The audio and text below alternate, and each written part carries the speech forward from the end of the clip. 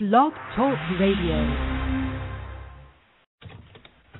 Following ingredients include a look behind the scenes. Cook uncovered until hot. Add grooves to taste. I would like, if I may, to take you on a strange journey. Once upon a time, there was a little girl. The accident was over a year ago. A second woman has been elected president. The 12th planet has been named in the solar system. The last wild polar bear has died. I slept through it all. I was here for my waking. He called it a beginning. He said it was good. I think he may have thought that anything I did was good. Welcome to Transition Radio, live from Hollywood, Florida, with your host and hostess, Mark Angelo and Jessica Lynn Cummings.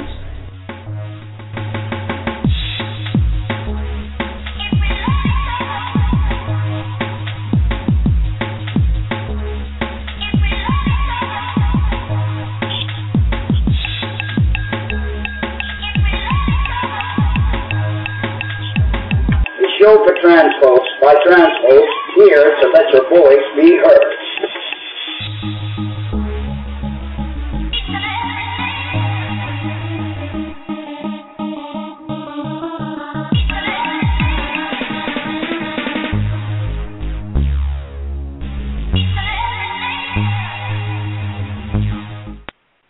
Well, good evening, everyone, and welcome to another edition of Transition Radio. I hope everyone had a wonderful New Year's Eve. I know Justin and I had a blast.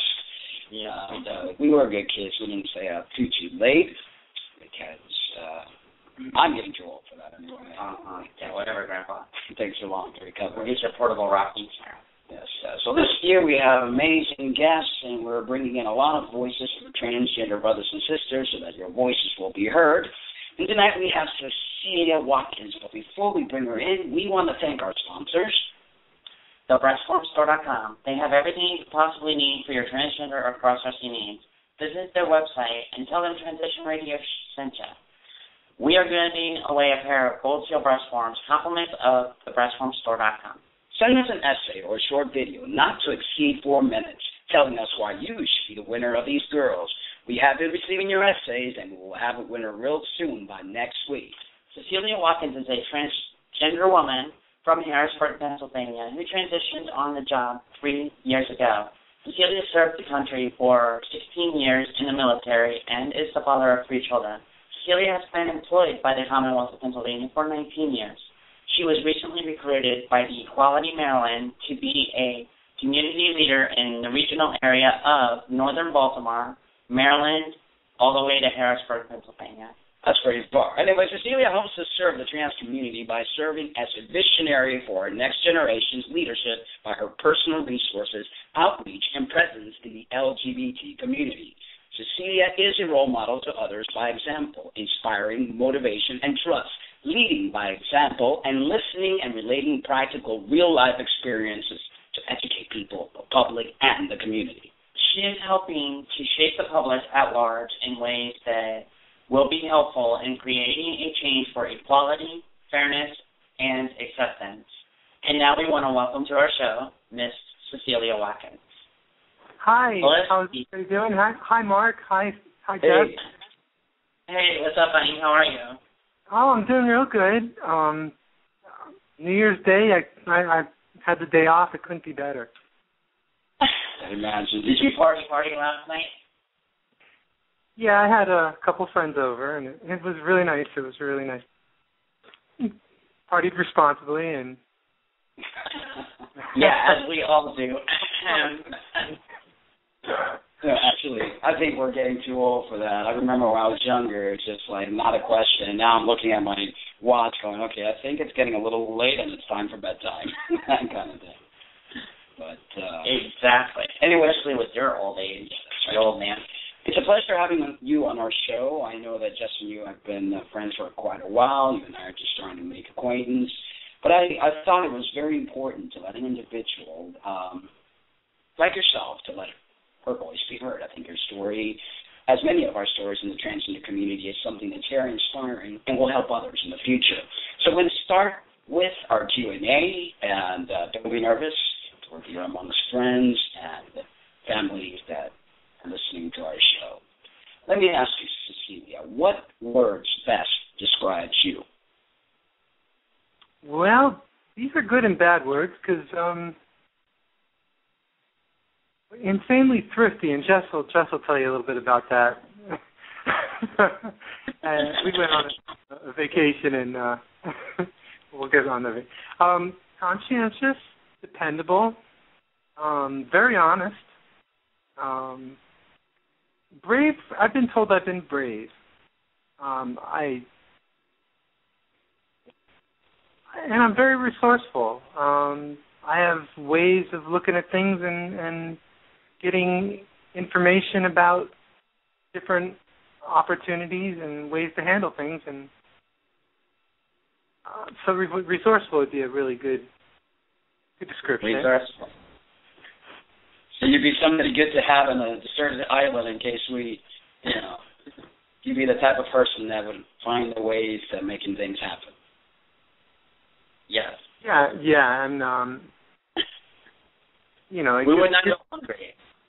Just the community people that you have around you are huge resources, and that's one of the things that some people don't take advantage of. They hide in this box, and they're transgender, and they don't know what to do, where to go, or even how to express themselves. And there's so many resources out there that. It's just a matter of education. Exactly. Well, like when you and I first met, we met in, I would say we met originally on Facebook 4 years ago, didn't we? It was like yeah. So basically, that was like we kind of to fill everybody in on the story between Cece and I. We kind of transitioned together, and it was pretty amazing because when she first came down in 2010 in October when we went to Fantasy Fest, she met me as a dude, and I met her as this androgynous being. Yeah, beautiful. And that's initially what started our transition into where we are today. Right, but there were so many phone calls, talking, making sure that we were adjusted before we even attempted this, because this was our first real life experience, and that's a leap. When you pack your suitcase full of clothes that that when you get there, you're either going to be wearing the same clothes that you arrived in, or you're going to be there for 10 days, and. And I think that was our agreement. I think that's what we said. We're going to go, and there's one rule: we can't take any guy clothes. Right, except for the ones that we wore on the plane, and just to get there. Yep, exactly. And the ones that I wore to get there. And what's really funny is just I arrived on the plane dressed. And Jess picked me up in guy's clothes, and then by the time we were leaving, I was the one in guy's clothes, and Jess was still dressed, and I thought that was really humorous. I don't know if you remember that, Jess. Yes, I do very well. You can't take the girl clothes away from her ever, and I was like, yeah. Well, it was a real life experience, and we both had to experience it on our own terms. Right. But it's good to have somebody like that. It's good that you guys had each other and that you supported one another, because that's very important. A lot of transgender individuals feel very alone and don't have someone. So it was good. Yeah. Exactly. And not only do we help each other along, but we also pushed each other's limits. It's like always tried to go one step further than the other. So it was quite interesting. And that was a good thing. Well. Definitely. So, Cece, tell everyone a little bit about your transition and how did you go about it? Well, transition was always in the back of my mind. And in back of my mind, I would say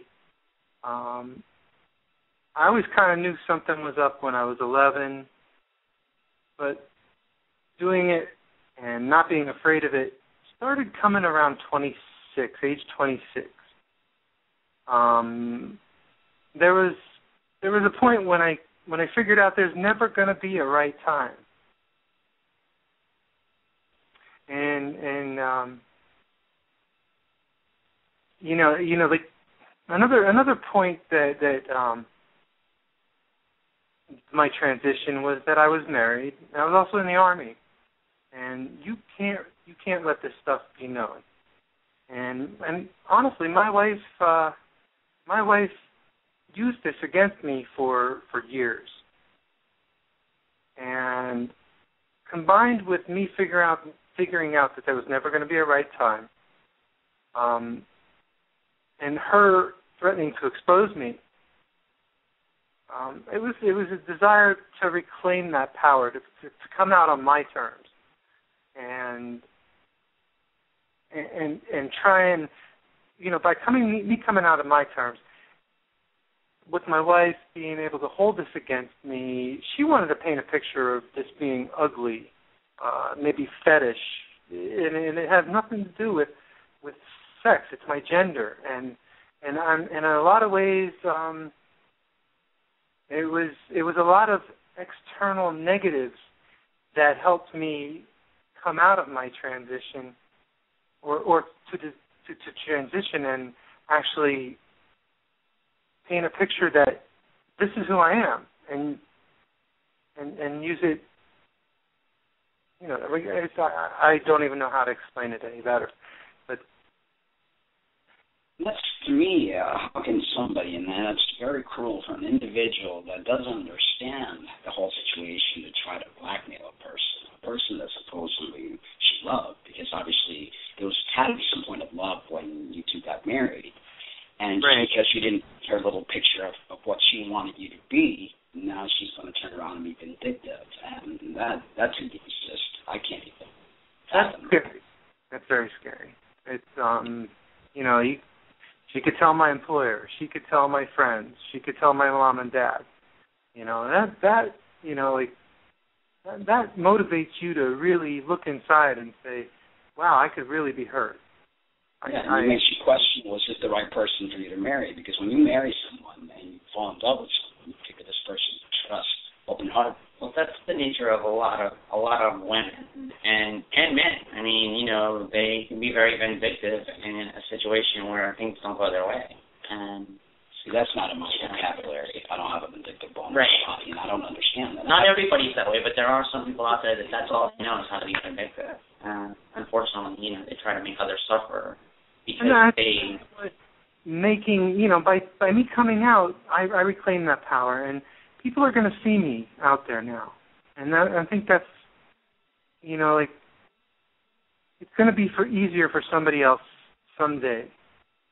Right, and now she no longer has that hold and power on you, because it's like, okay, you can't scare me anymore. I'm going to be true to myself, and right. The heck with the world. And not only that. It's like I'm going to tell everybody. No, that's okay. I'm going to go tell everybody myself. How you like that? Yeah.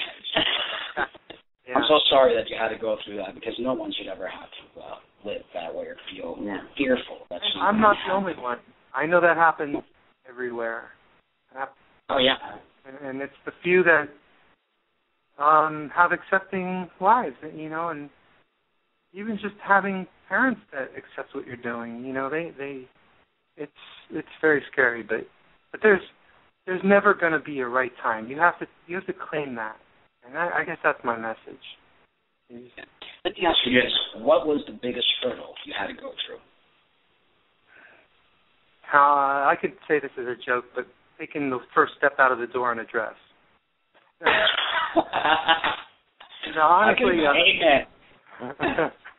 Honestly, my biggest hurdle is probably counseling. I didn't want to be examined or scrutinized, and I've always been afraid of counseling.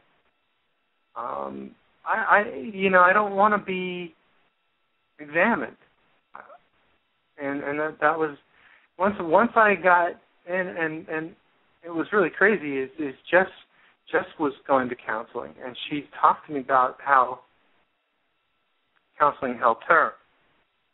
And she finally talked me into going to counseling, and I never looked back.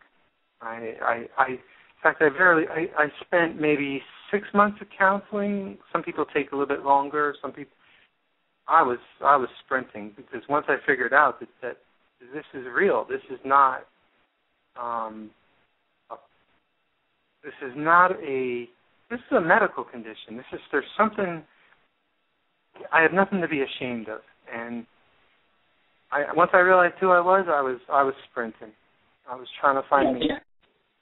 I think a lot of the counseling comes in handy, not so much because of the gender dysphoria, because a lot of these psychologists or gender specialists aren't that well versed with this. This is something that's very new. I think the counseling comes in handy is because of all the belittling, all the self-hurt that we have gone through ourselves, because we battle with this for many years.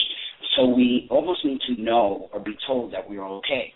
Well, it's not just that either. It's also for protection for ourselves. Exactly what I told Cece initially about going to seek a counselor was basically to protect yourself, to get your carry letter so that you can move forward in your transition and get on hormones the right way and do things the way that you're supposed to the right way. Right, but all that is having some protection. All that is changed. A lot of it's changed.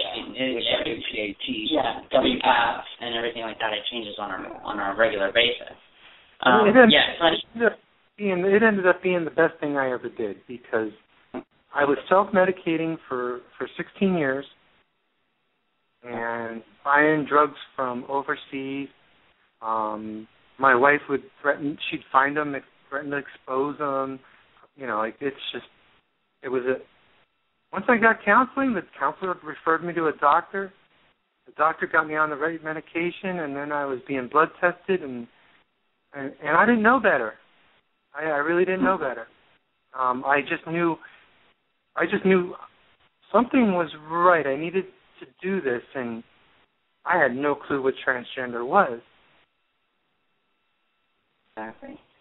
Well, you remember, if you want to share a little story about when you went to your group sessions and how you went about doing that, would you be okay talking about that?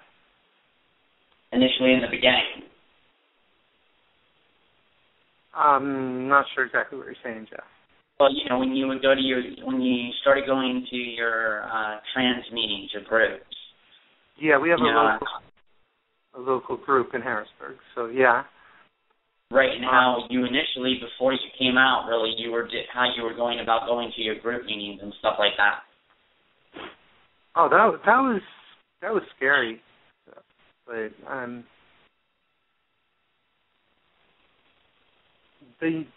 what it did, it awakened me that I knew that there was other people out there like me.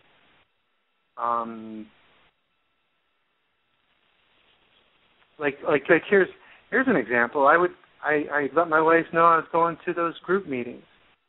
Well, I got dressed. I'm getting all ready to go out, and my wife would make the kids hide and lock the doors, like something scary. Daddy's doing something. And that was awful, because I really wasn't doing anything other than walking out the door in a dress. And actually, I was walking out the door as me. And to have that portrayed as something wrong. Sure, it was scary enough to walk out the door in what I was wearing, but boy, when your wife views your children and lock the door, don't see Daddy when they walk out. Oh, that was a transitional nightmare. Yeah. Yeah, and you figure what is she teaching, or what are a lot of mothers and parents teaching their kids? That if you're not in societal's little box, then you're not okay. And if they don't understand something, they're going to create all this fear. You're teaching your kids to be bigots, to be judgmental, instead of saying, hey, listen, your father has this biological condition, but he loves you, and not try to hide you. There's nothing wrong with you. You're just trying to live your truth. When you just support that person. Exactly. It's all too often that doesn't happen. So where are you now in your transitional process, and where do you hope to be in the near future? Okay. This is a little hard. In my mind, I've transitioned 3 years. So I'm living the way I want to live.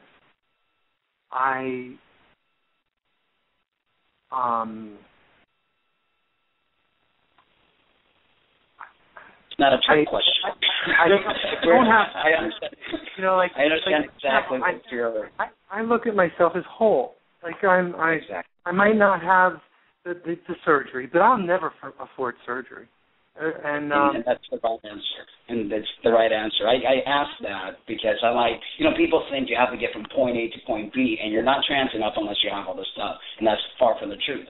That was almost like, boom, and I wanted you to say what you're saying. I mean, it doesn't matter because I'm never going to be 100%. I'm a biological female. You're never going to be 100% a biological male. I don't want to. We are the new breed of gender. Exactly. I'm living the way I should. I always imagine. I'm living the way I should have always, that I imagine I should be living, and I'm living that now.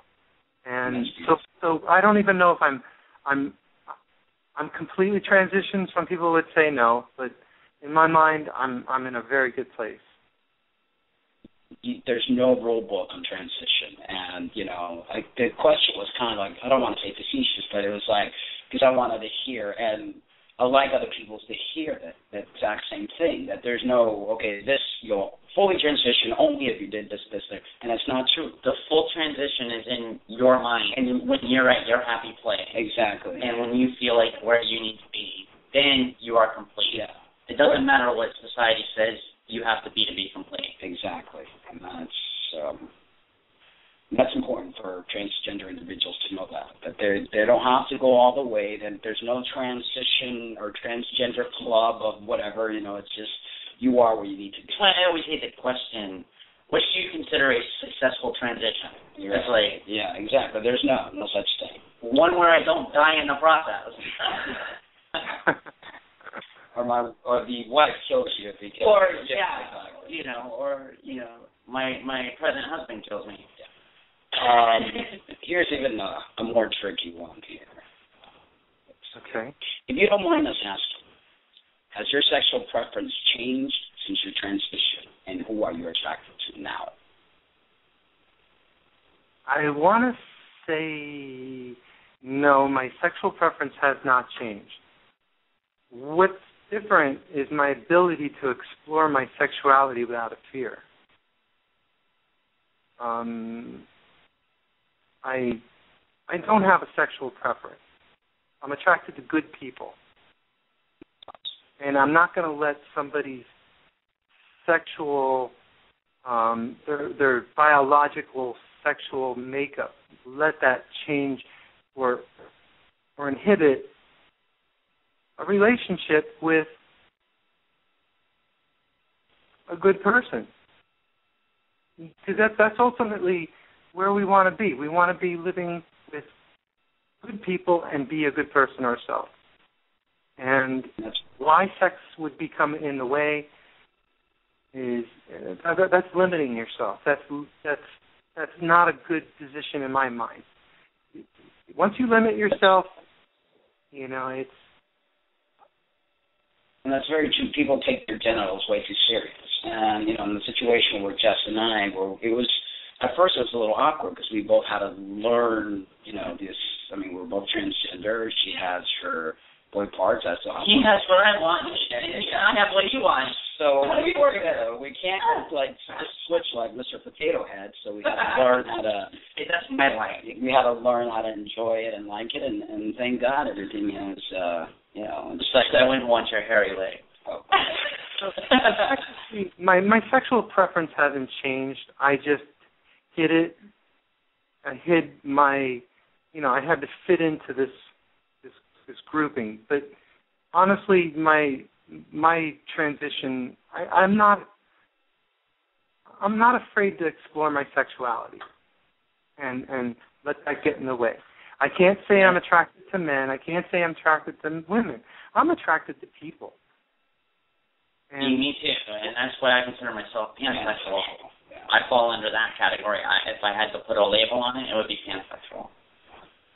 So, what does being transgender mean to you? To me, it's a definition. It means my gender doesn't match my birth sex.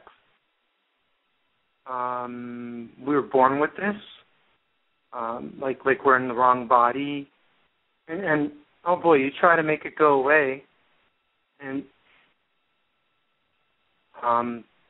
to a person that's not transgender, would that be called normal? You know, they don't have these thoughts, and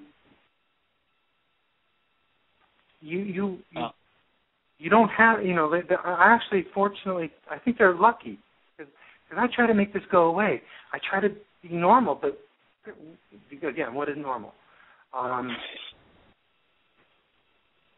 Let's say, and honestly, Jess, when I met you, you know, I think we both learned we were just learning what transgender was. We understood that we were both thinking about the same thing, and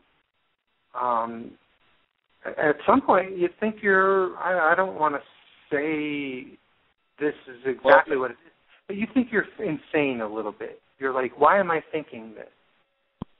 So, exactly. So it to me, my gender does not match my birth sex, and that's transgender. And that's my definition.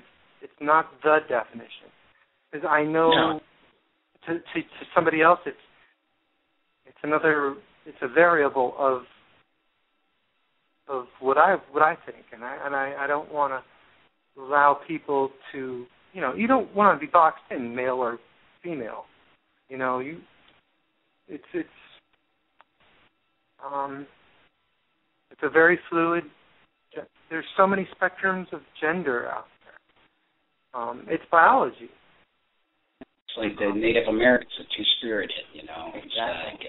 I know I don't want to be put in a box. That's why I'm very happy identifying as two-spirited. I'm going to be put in a box when I'm dead. Why do I want to live on one?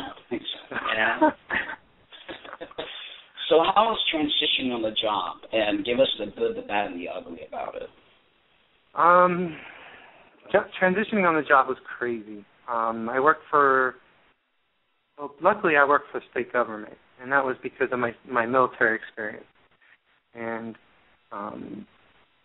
it's hard to get in on a government job. I worked with these people for 15 years, and I did a lot of extensive travel. And what's really crazy is I always had 2 suitcases when we traveled. One was my other clothes. And transitioning on the job, you know, I lost some really good friends. Friends that knew me, helped me, and that was really, really, really hard. Transitioning on the job was also another, I don't mean to switch gears here, but it's a matter of education.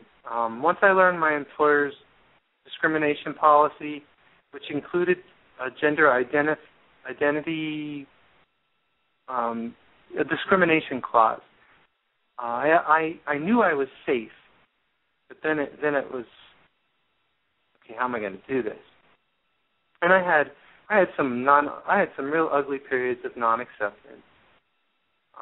I work for the state, like I told you, and we have an equal opportunity. And I had to call a couple times. People didn't understand.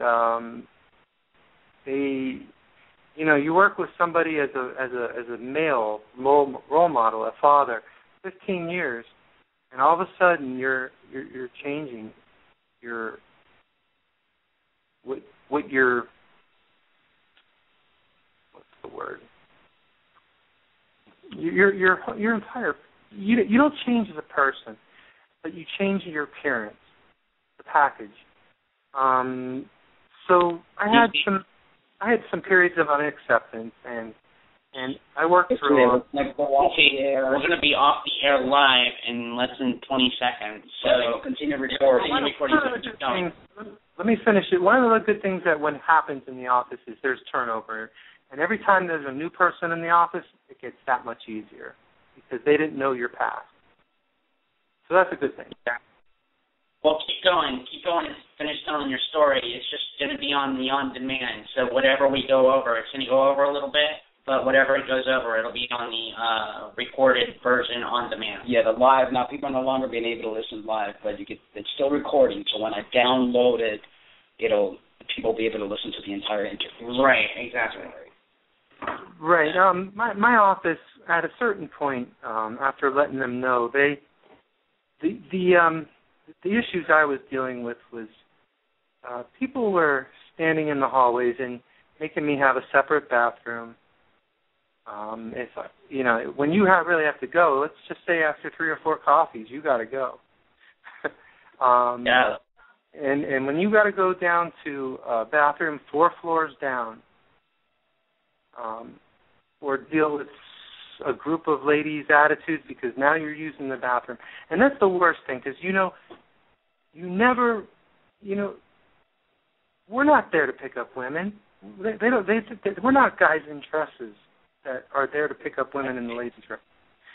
I want to use the bathroom, and I had a group of ladies that used to stand in front of the bathroom, and I'd have to walk past them, and either I'd go in or walk to the elevator, and it was never easy. But it became a matter of education.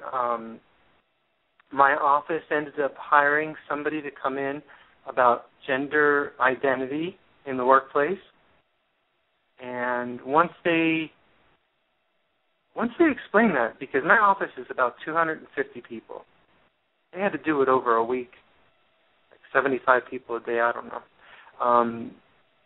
But they had to educate people, and once people were educated, everything seemed to work out perfectly, except for my closest friends, which I told you I lost some good friends, and I gained some friends too.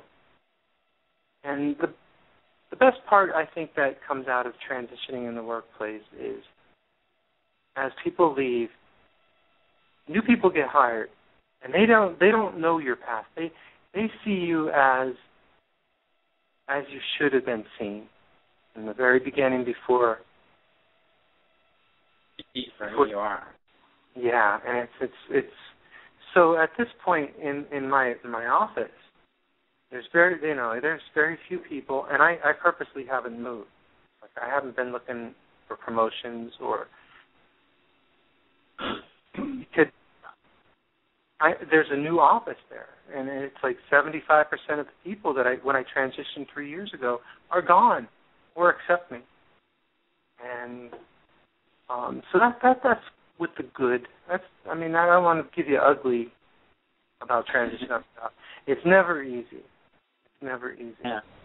But do you realize what you accomplished and all that? You accomplished bringing sensitivity training to the state. The only reason why they brought that into play was because of you and you being on the job and transitioning on the job.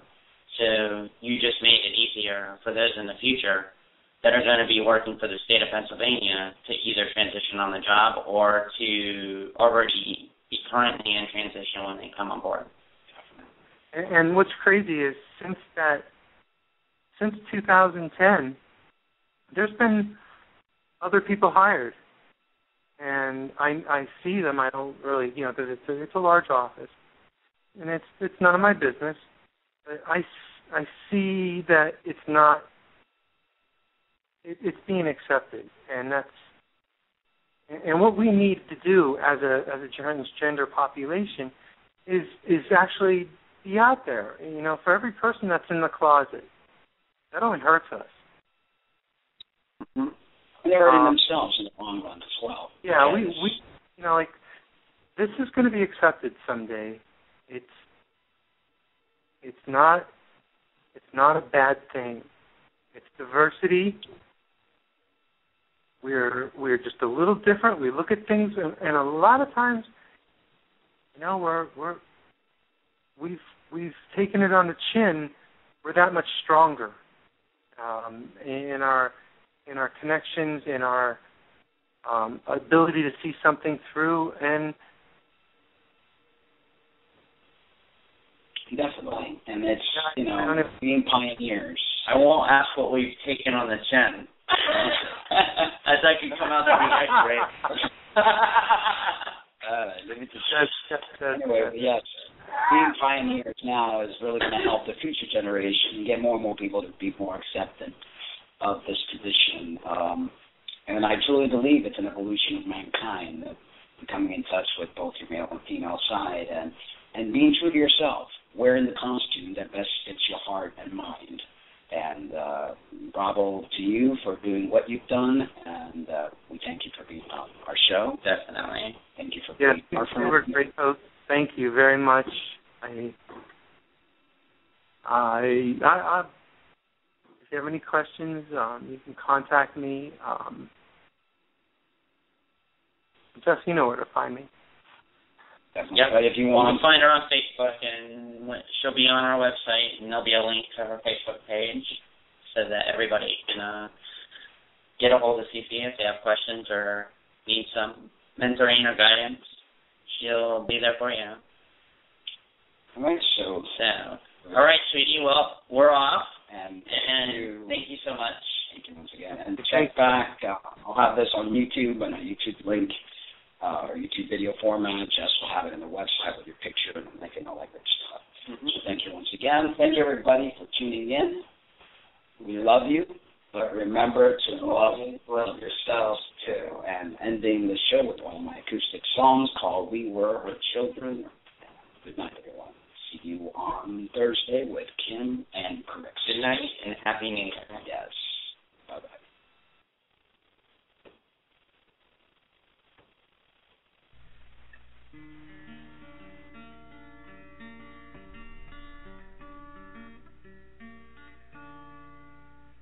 Let's go back years from now, when men and beasts and earth knew how to live in harmony somehow. The man still resolved their doubts. They had some differences, no doubt. Perfection it was not about. Integrity and self-respect. The need to love and grow somehow. We were children. The children that learn every day.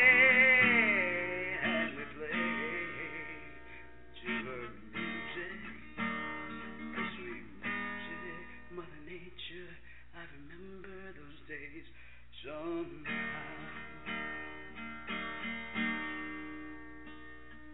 the games we played, hide and seek, we learned to find the foods you eat. We shared the goods among the land and played like children in the sand.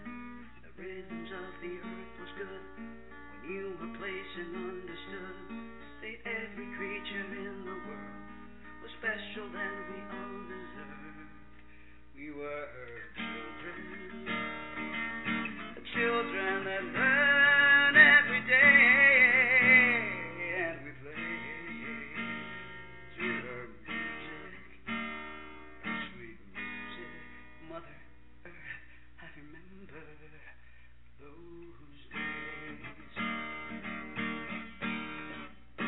We were children, the children that learn.